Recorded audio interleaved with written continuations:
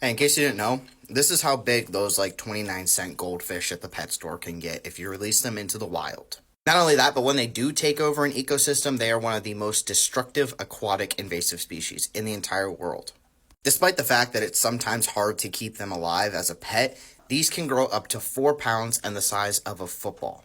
Goldfish are actually pretty hardy because they're a carp species. They're able to survive in water with little oxygen. They're able to survive in cold water.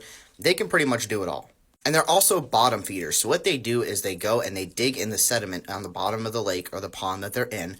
They stir all that sediment up. Not only do they make the water murky by doing so, they are also uprooting any aquatic plants. And with making the water murky, that means sunlight is not able to penetrate to those plants to keep them alive and keep the oxygen good in the lake.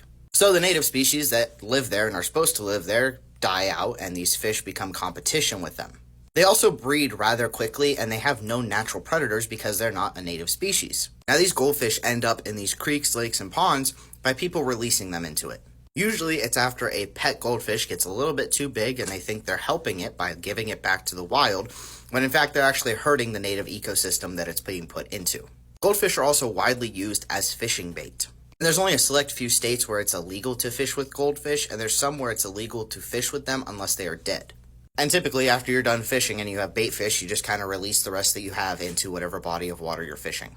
And since these goldfish have been found in all 5 Great Lakes in the country, that means that they can also be found in any of the waterways that connect to those Great Lakes. There are a lot better options to take care of the goldfish you no longer want than just throwing it into the wild.